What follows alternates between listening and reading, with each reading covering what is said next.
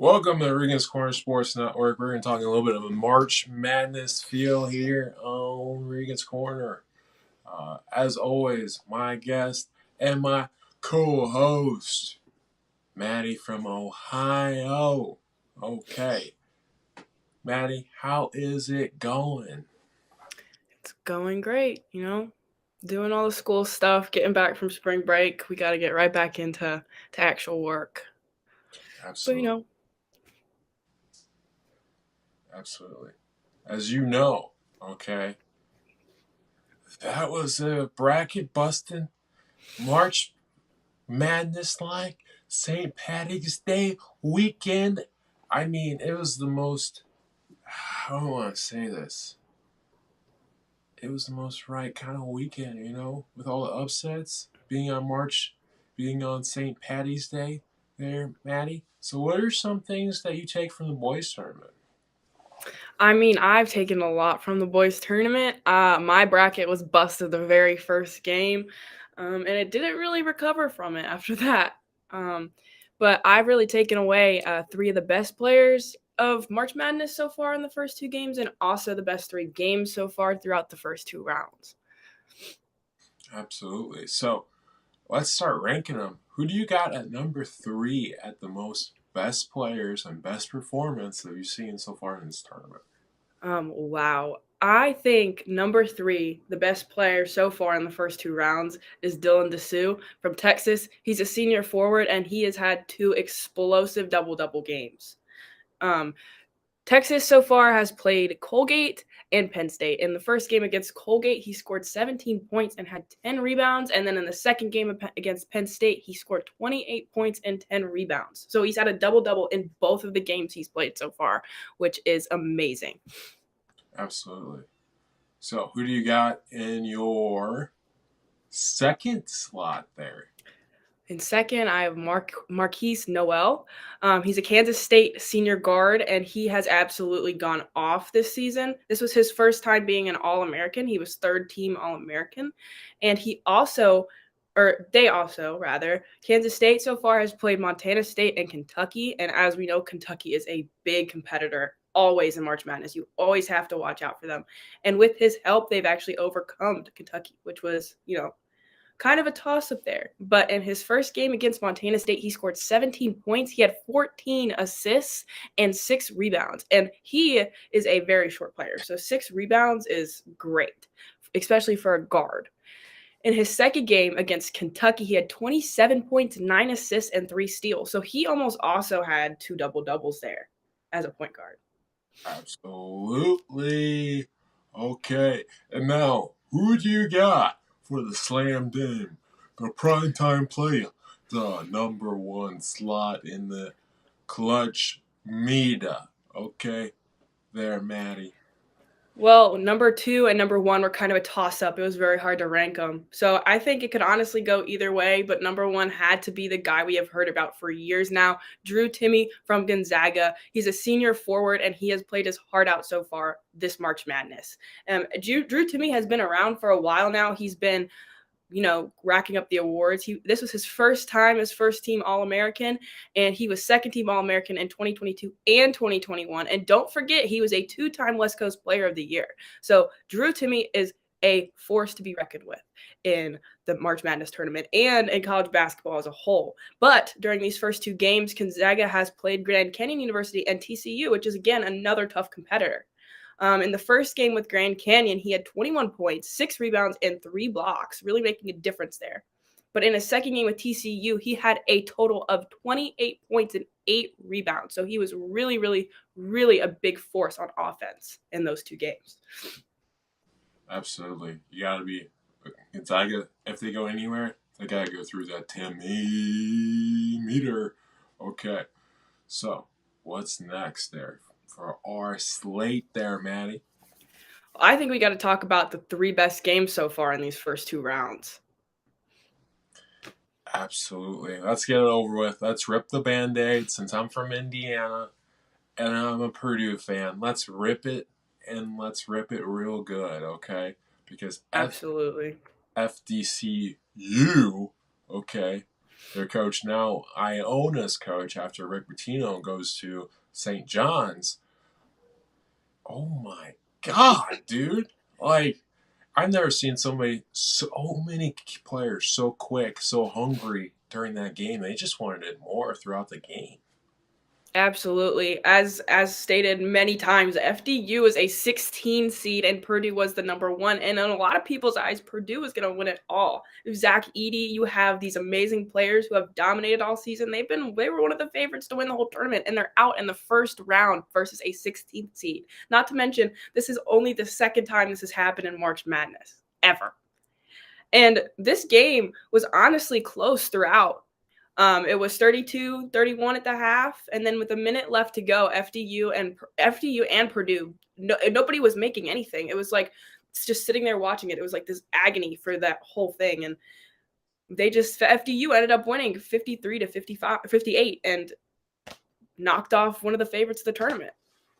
Yeah, let's talk about it. They couldn't handle their press. That's what it comes down to. The defense of FDU.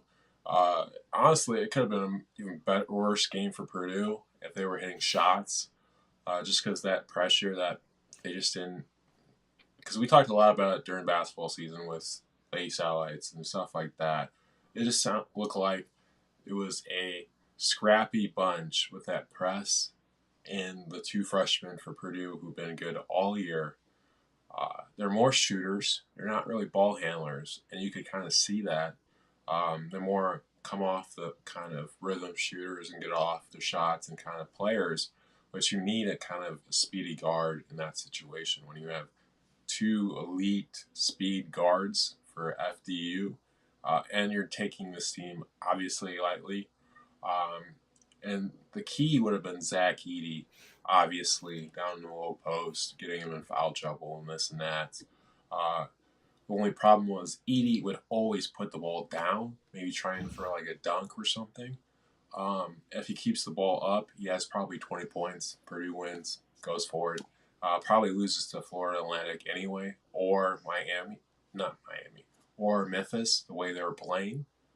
So maybe it was a good thing they lost in the first round because they got the embarrassment over with. There, Maddie? Yeah, absolutely. Another thing, the threes were just going for Purdue, especially there at the end when they were trying to get some points back and try to make it a competitive game. It was just nothing was going for them. I will say, in the end of that game, it was very defensive more than it was offensive. Zach Edey had a humongous block there. It was just an all-around crazy, crazy game, and it really is going to go down in history because, again, it's the second time this has happened before. Absolutely. So. Absolutely. There.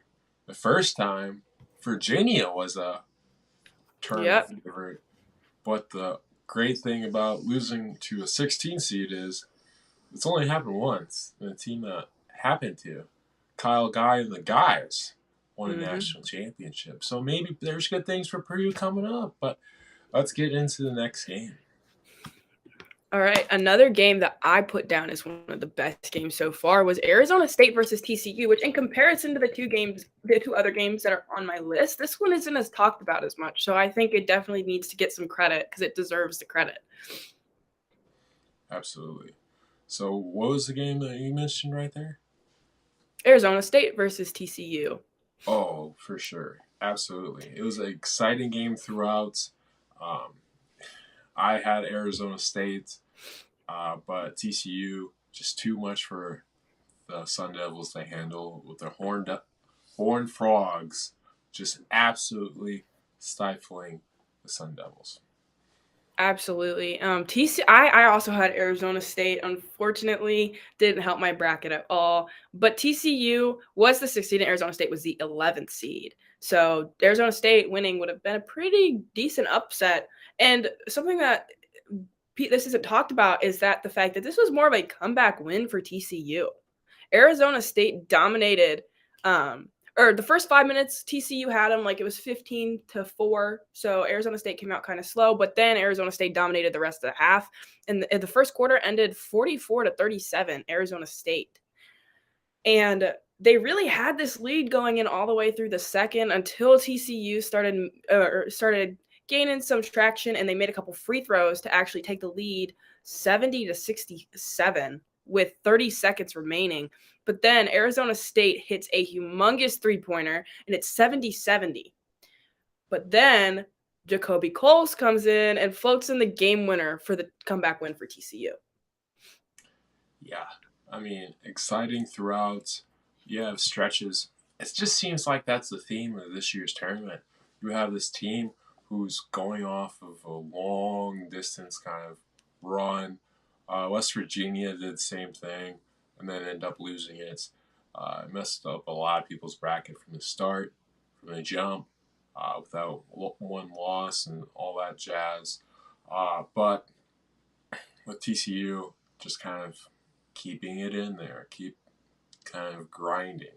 That's kind of the other games we're going to talk about. That's kind of how the teams won. So it's kind of a theme this year in the tournament. Absolutely.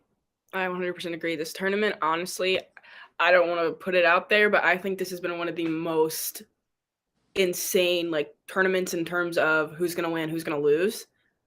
Because I feel like every game was some sort of upset, or even if it wasn't an upset, it was a very close game that was like, wait a minute. Everyone's brackets, I feel like, busted earlier than normal. Mine was perfect almost halfway through the first round last year, and then this year it's broken the first game, West Virginia versus Maryland.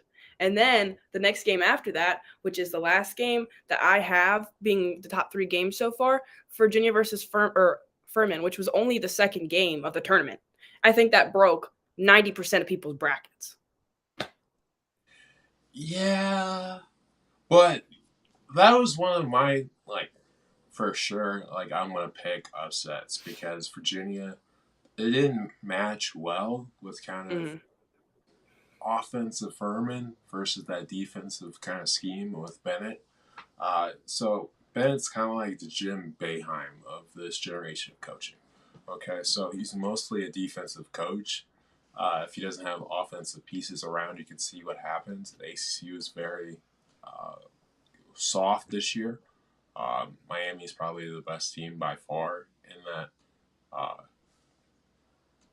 conference. Duke made a big push, but they lost in the second round this year. So, but Furman, they took it. They wanted it. They kind of stuck in there a little bit too much for Virginia, and then end up hitting a last minute shot. Virginia had me scared for a while because I picked Furman for 90% of my brackets. But yeah. Yeah, being originally from Virginia, I feel like all people ever talk about is Virginia, Virginia, Virginia, UVA, UVA, UVA. But when it comes into March Madness, I feel like Virginia always, I don't want to say it, but it feels like they always just come up short. Except the one year they won. But you got to remember, in the year that they won, every single one of those games was insanely close. It came down to the wire. And that's how this game went. Virginia had the lead basically the entire game. And then, the lead started getting cut down and cut down and cut down. And then it was Virginia was up by 1 point. They have to go inbound the ball, and they just kind of lob it very sloppy down the court.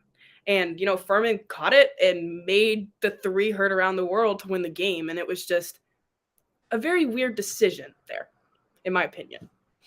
Right. It was just kind of a weird kind of segment.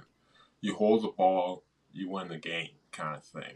Like, if you get a second call or back in there, you still have a chance to play on defense. Where you throw away a pass, you get him a rhythm shot, he drills it. Even the Furman player is like, hey, he threw it. I don't know why he threw it at the end of the game to his coaches. So, to be honest with you, they just threw another game away. They're, other than national championship, they're basically a Purdue. I mean, absolutely. They absolutely choke every single March. The one year they won it, people were skeptical. Very close. At the high seed that they had, just because of the 16 seed they just lost to the year prior. I think I had them losing in the second round that year, uh, just because of getting burned the year prior, because I had them in the Final Four. But like I said, when you have that defensive mentality, which defense wins championships, we get that old saying and stuff like that, but you need an offensive kind of base around it anymore. And Virginia, for some teams, they don't have it. They didn't have it this year. They had decent guard play, they had pretty good bigs, but they didn't have that one piece like the go get it. Kind of like a Jalen Ivey from a Purdue last year, or uh, somebody from like Kentucky, or like one of those like main guys. Uh, but yeah, I'm just glad that was one of the picks that I nailed this year. Yeah. My bracket in both the guys and the girls is not looking too great right now. I know I'm definitely in the bottom of the group in terms of where my bracket lies. I just not a good year for my bracket. It's not a good one for any of our brackets this year, but we can kind of help you with the second chance if they had one in girls. But we'll kind of go through our picks for the remainder of the games and kind of do a little bit of a bracket, kind of pick them throughout the year. Uh, rest of the year here in a second. But what's the first game that you want to start with For the pick'em? for the pick 'em? For the pick 'em there, Maddie. All right, boys or girls? I'm gonna go girls. Girls. First game I want to start with is South Carolina versus UCLA. Hmm. So my original bracket, I had Stanford winning it all. Unfortunately, Stanford has been knocked out of the tournament. So now if I can pick somebody to win, I'm picking South Carolina all the way. They are undefeated. They are insane. They're beating everybody, literally everybody they have played this season. I don't know if I see anybody beating them still in the tournament. Absolutely. Uh, so ESPN gives a whopping 92% over UCLA. So um, it's just too much bigs. Girls are like 6'8", 6'7", 6'5", all across the front lines for the Bruins to handle. All good ball handlers as well, speedy, good post players as well.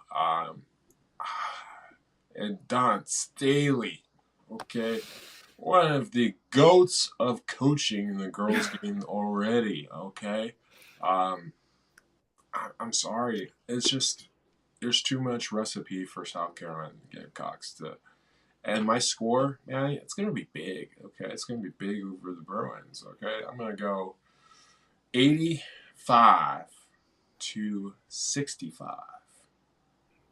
Absolutely. I completely agree because everybody that South Carolina has played in this tournament, they have absolutely dominated. In the first round, they beat Norfolk State 72-40. That's just a huge difference. And even in the round of 32, playing the A seed South Florida, it's 76-45. I just with those scores and the way they have played all season and all of their star players, I just South Carolina is, in my opinion, going to blow everybody out of the water. I just don't see anybody touching them now that Stanford's out.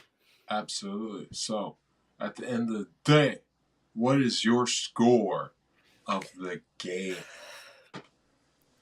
I think I'm going to go 75-61. Okay, a little bit closer, a little bit closer. I like it. I like it a lot. I Okay, think UCLA can put up a good fight, but it's at the end of the day, it's still going to be double digits. okay, okay. Next game, Notre Dame and Maryland. Yeah.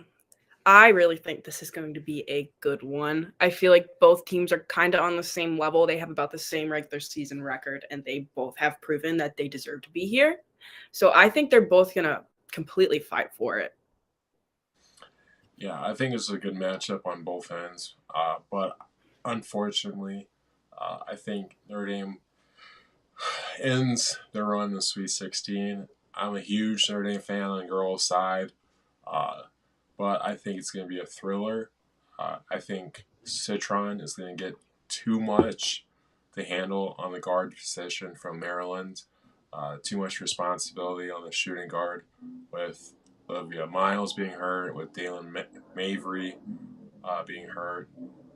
So there's going to be too much responsibility on Sonia's shoulders during press and all that jazz. She's done a very good job throughout the tournament so far, but I do think they're going to end very closely. I'm going to say 90 to 91 last minute shot for Maryland. I agree with everything you're saying. I think this is going to be an extremely close game. I feel like out of the ones still remaining, I think this is going to be like the game of the tournament. I think it's going to again come down to a last minute shot, but I do see Maryland beating Notre Dame. I just think overall they have more help than Notre Dame, and I think that this is also going to be a as I said before, it's going to come down to the wire. In terms of score, I think I'm going to go 85-83 Maryland. See, close games, close games. I mean, let's see here. Trying to think. Okay, send me the next game there, Maddie. All right, so the next game is Ole Miss versus Louisville. Ooh. Ooh. Give me Louisville.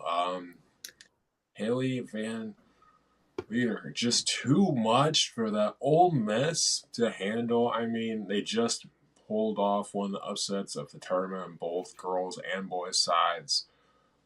But can they make that 2 times in a row with a gritty guard, especially after all the Texas debacle in the line? I think Haley gets about 30 during this game. I really do. Gets those shots up, and plus they have good players around her. So give me Louisville. Very close again. Not as high scoring as the Notre Dame Maryland game. Give me probably 75-72. All right, I think I'm gonna disagree and pick Ole Miss. Ole Miss just beat Stanford, which Stanford I feel like was the only team that can go hand in hand with South Carolina. I had Stanford winning it. And the fact that out of everybody, Ole Miss is on this run, they are the ace seed and they are on a roll. They just beat one of the top 3 teams in the tournament. So I think Ole Miss is really feeling themselves. They're going to come out hot. And I think it's going to be a pretty close-ish game. But I really do think Ole Miss can pull this out. And I think I'm going to go 70-63 Ole Miss. Okay. Next one, Colorado and Iowa. Interesting game. Absolutely. Again, Colorado, they can't handle the superwoman effect in Caitlin Clark for the Hawkeyes, okay? I would say this is a triple-double game for Caitlin Clark, and they're going to absolutely blow the doors off of the Buffaloes here in Colorado. They had a good run with beating Georgia and Florida State, but Iowa's a different being, a different animal. So I'm going to go probably 85-61. All right. I would have to agree. I think Iowa is a very underrated team in this tournament. And they have proven that. They have gone and played the game and really, really stepped up in a way that I didn't think Iowa would. But I do have Iowa beating Colorado, and I feel like Colorado is going to have a rough time defending and getting into it the way that Iowa is going to play the game. So I think Iowa is going to take this one by a pretty large margin. I would say 78-67. I'll go with that. Absolutely. And we'll check our pick 'em for you guys later next week with the boys introducing that as well. But we're going to go into Maddie's home state once again, but with the Hokies and Tennessee. So, Maddie, give us a little bit of a recap of what we can see in that game. You know what? I I don't want to say it, but I feel like my home state teams always end up not performing to the level that they should. In terms, UVA and the guys' side, they choked multiple years. They lost to a 16 seed being the one, the first time that ever happened. And UVA just seems to kind of choke a little bit, and so does VT. Unfortunately, a lot of VT sports go out and they're huge. They're gonna win the championship, and then it just goes downhill. And they're playing Tennessee, which is a very decent basketball team. So I personally, I really see Virginia Tech struggling against Tennessee in this game, even though they are the 1 seed and they're playing the 4. I'm going to agree with you. I think Tennessee pulls off the upset in this one. And it's going to be a extremely close game. I think it's going to be probably about 58 to 60 here. A low scoring game, kind of going pat what Tennessee's kind of been doing, but I think Virginia Tech slows the game down, and then Tennessee finds a 1A to win at the end. So I would have to agree with that. I think it's going to be closer than I'm expecting, so I'm going to go with a good 64 to 60 Tennessee. absolutely. So the next one, Ohio State, UConn. I think this is going to be just like the Maryland Notre Dame game. I think this is going to be the game to see. Both teams have proven that they are huge competitors. They have come out of this tournament blazing.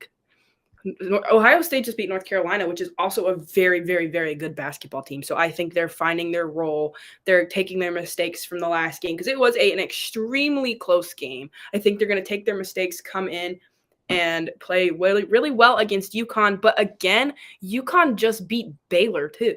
So both teams have come off really, really good wins, but UConn beat Baylor by a ton. So for how they've been playing in the tournament, I think that UConn's going to take this because I feel like UConn always finds a way to pull it off. I think they're extremely fantastic in March Madness tournaments, as seen by how many titles they've won. They always find a way to pull it out. So therefore, I think I'm going to go with UConn to win this game. With the great old goat with Lee Corso would always say, not so fast, Maddie. Okay, not so fast. Okay. The ACC, to me, is a lot better conference than America. Okay. So, yes, UConn is pretty much the New York Yankees of women's basketball. Okay. But they haven't been the same UConn since Paige Becker got hurt after your freshman year. So give me a healthy Shelton and the Buckeyes in a very close one. Like, I do agree with it's going to be one of the games in the tournament, but Ohio State's going to keep it close and kind of like Furman did a little bit, kind of striking distance, and then win on a game-winning shot, kind of like what Miami did to Indiana. I agree. I think it's going to come down to the wire. I think it's going to be a possession difference in score.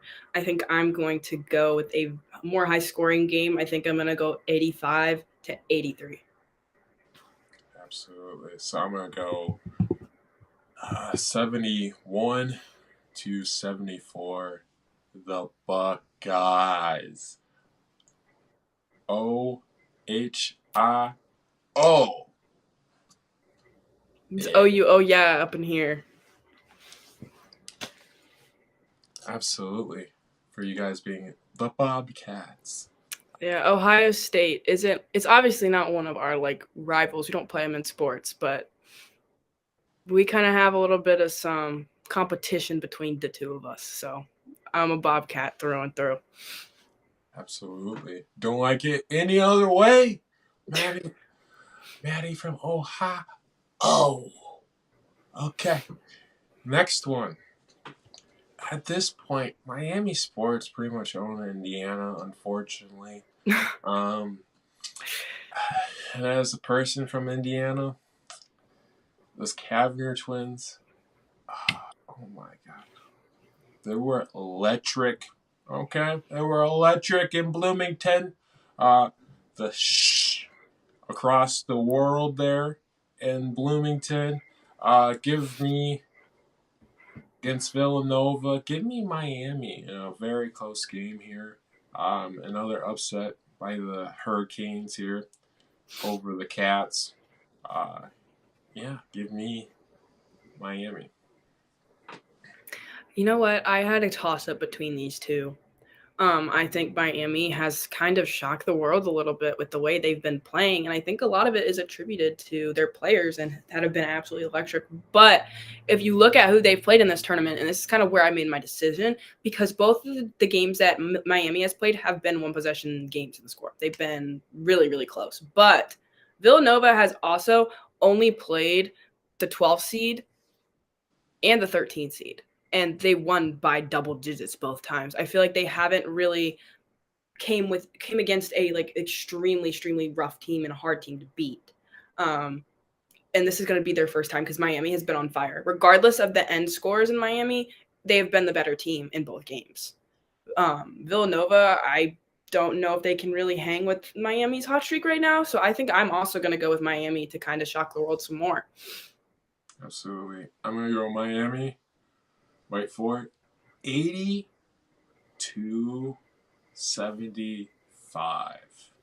All right.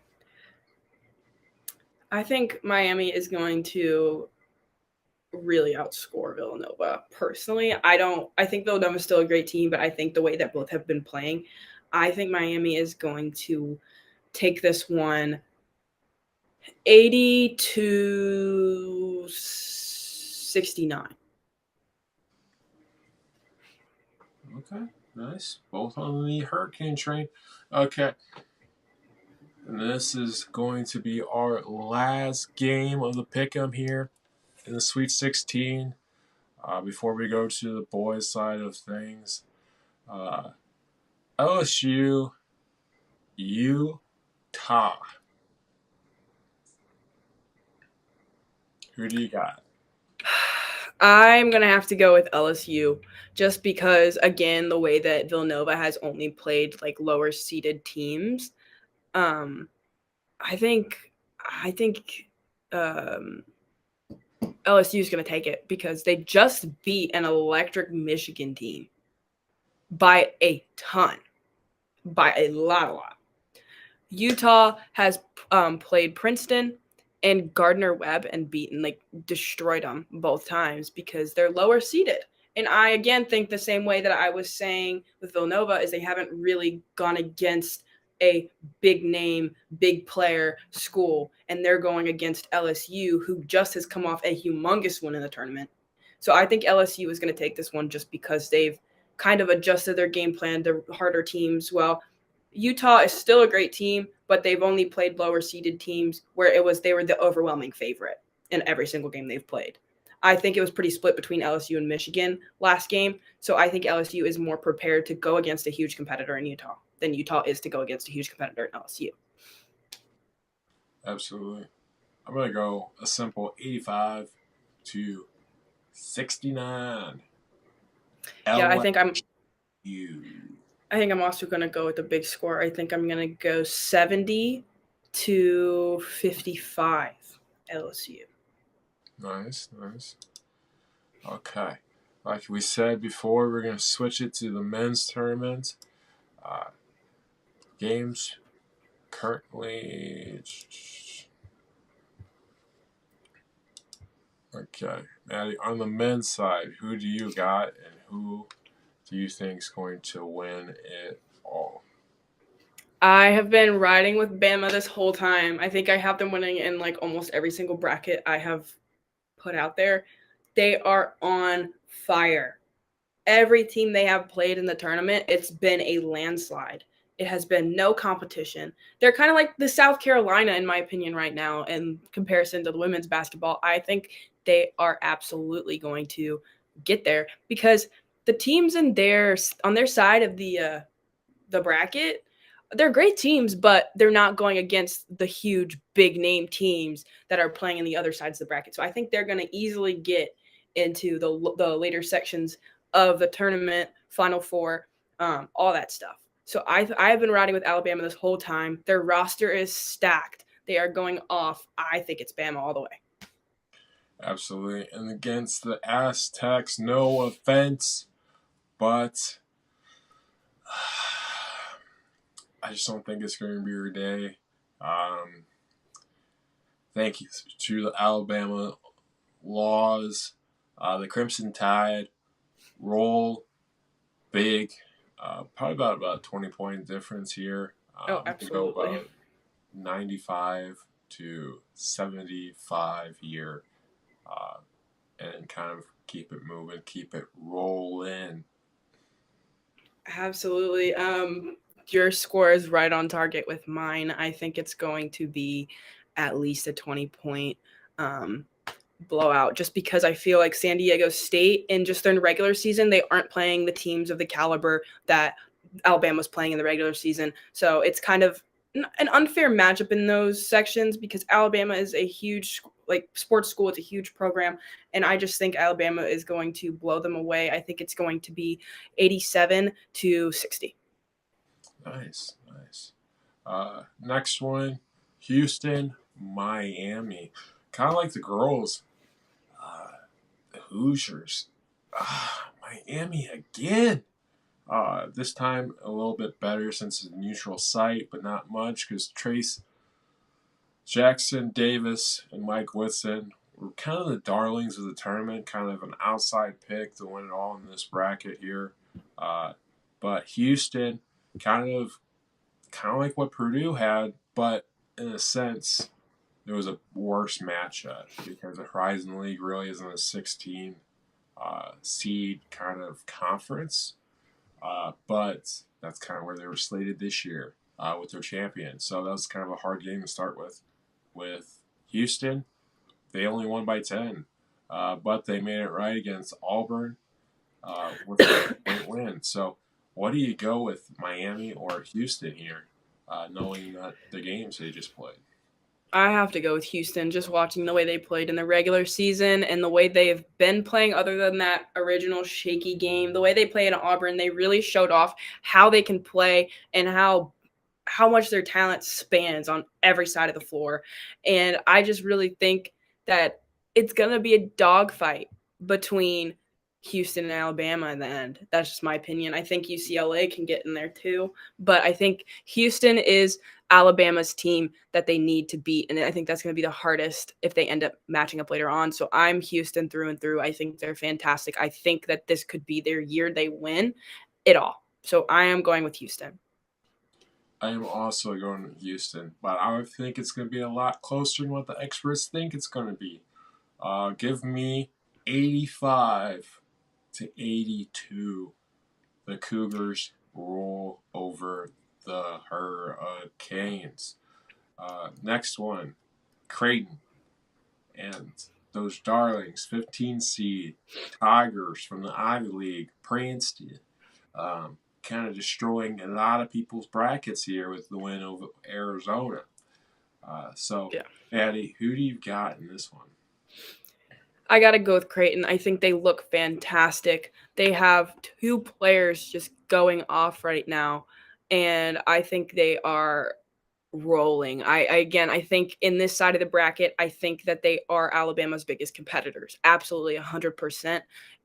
Creighton is going to be a tough battle for anybody who plays them. I think they are ranked lower than they deserve to be with the talent on their team. Ryan Kalkbrenner is going off at the center position. He is definitely one of the best players in March Madness so far. And I think it's going to be a blowout against Princeton. I think they've had their Cinderella run, but I think this is what's going to end it. Creighton is just on too high of a level right now for Princeton, in my opinion. I want to see Princeton with that 15 seed just because the second chance bracket I put them a lot over Creighton. But knowing how this tournament's gone, I gotta go Creighton like you. They just been rolling over the opponents that they've been facing. So give me Creighton by a little bit. 5 point game again. I'll go probably 70 to 75 Creighton here. But yeah. I think it's going to be more of a blowout. I think Princeton's had their day in the spotlight, but Creighton is just too high up on their level. I think it's going to be a huge blowout. I'm going to go with 90 to 70. Nice. Okay. Texas versus those Musketeers of Xavier. Who do you got? Again, I feel like this is going to go to Texas just because I feel as if Xavier has kind of struggled. I mean, their last win was a double-digit win, but against Kennesaw State, that game was super close, and they were really, really struggling on offense. And I think Xavier is a luck in not playing as great as they've been playing or how they played in the regular season. I think it's really going to start to harm them here because Texas, in my opinion, is another front runner in this tournament. So I think Texas is going to blow them out of the water. Absolutely. Hook 'em. Those horns. Okay, hook those horns. I'm agreeing with you, Maddie. I think Texas will roll over Xavier. I go 70 to 92 Longhorns. Yeah, absolutely. Kind of like what you said with Princeton, I think the run of the Big East darling Xavier is done after tomorrow. But I would go with a 87 to, I don't want to say 60, but I think this is going to be a insane blowout. So I'm going to go 60. Absolutely. Now let's go to Florida Atlantic versus Tennessee. This is another one. I think Florida Atlantic was not something that people had in the Sweet 16. And again, I think Tennessee is just going to be too much of a battle against them. I think Tennessee is fabulous right now. And Florida Atlantic, I mean, they had a good upset in the first, but they barely beat the 16 seed in FDU. And I do not see them getting past Tennessee. If they do, credit to them. I was wrong, but I just don't see it happening. Rick Barnes and Tennessee Volunteers. Too much for the Owls to handle. Give me 85 to 79 here. I think the Owls have a good fight here, but it's going to be too much of the Volunteers there. But yeah. I agree. I mean, Tennessee just beat Duke by a big margin. I think Tennessee's on a roll, but I do think Florida Atlantic is going to put up a pretty good fight here. I think I'm going to go with a lower scoring game, 71 to 66. Nice. Okay, let's go Kansas State and the Spartans. Little Tom Izzo action once again. Okay, who do you got in this one? I have Kansas State. I did not take Kansas State seriously in the beginning of the bracket at all, and I should have, because they are playing really good basketball right now. As I talked about him earlier, Malik Noel is popping absolutely off, double-doubles and points and assists. He is leading the charge for Kansas State, and I think Kansas State is going to win against Michigan State by a pretty good margin because they are playing, in my opinion, some of the best basketball they have played in total. They just knocked out Kentucky. That's a huge win because Kentucky, no matter their seeding, they're always there. They're always in the tournament. They're always somebody that you have to go through. to win. And they did. And they played really good basketball. Absolutely. But not so fast, Maddie. This Disney script that Mr. Johnson is running and he is writing right now for Kansas State ends with a loss to Michigan State in one of the GOATs in the boys game, and Tom Izzo. Okay, very close game. Give me kind of a low scoring game, actually. Give me probably 62 to 61. Last shot for Michigan State. All right. We'll see. We'll see. Okay. Now, Arkansas, the Razorbacks versus the Huskies of UConn. Who do you got? You know what? Again, as I didn't take Kansas State seriously, I did not take Arkansas seriously, which is insane because throughout the whole regular season, I said they were going to be a dark horse to win this entire tournament, and they have been amazing so far. They beat Illinois by 10 points, and then they went off and beat the reigning champion in Kansas by a bucket. I thought UConn was going to go further, or yeah, I thought UConn was going to win this at first, but now looking back at how amazing like how great Arkansas has been playing basketball, I think Arkansas is going to take this, and I think I'm going to go against everything I said on my bracket, but I just think Arkansas is playing their best basketball right now, and I think they are going to blow past UConn. Well, Maddie, I'm going to hit you with not so fast again. I think you should have kept what you had on your bracket, girl. Because UConn in the tournament is deadly. Okay, especially where they're seated about 4, 5, 6. Deadly, especially in the West. Arkansas had a good run with the upset with Kansas. Okay, give me at 7 o'clock that run starts to be over. Okay, give me a close game. 70 to 75. UConn. I think I'm going to go with a little bit of a higher scoring game, maybe 89 to 85. Okay. Arkansas. Gonzaga versus UCLA. Who do you got? I think this is going to be a toss-up of a game. I think it could go either way, but I just think Gonzaga is not reliable in tournaments. They're like UVA and like Purdue. It's every time they go far, every time they're projected to win it all, they end up just not pulling it out. Gonzaga has been in the tournament for how many years now? They've been to the finals how many years now? And they just proved that they just can't pull it out. So since these two games are close, and since I think UCLA is a very, very, very underrated player for the title, I'm going to go with UCLA. I agree. I'm going to go the Wizard of Westworld, John Wooden's legacy in UCLA over the Mark Views Bulldogs of Gonzaga. Okay. Very close. I'm going to go 90 to 86. I think I'm going to go 80-79. I think it's going to come down to the wire. I think this could be a coin toss who wins it. But Drew Timme can't do everything. He just can't. It's impossible. It's like if Gonzaga is going to win, somebody else has to step up and help him out and have an insane game because UCLA is just stacked on all sides. They have people who can help everywhere. Absolutely. And stay froggy, my friends, and we'll talk about our winnings or lack hereof next week on the boys and girls side.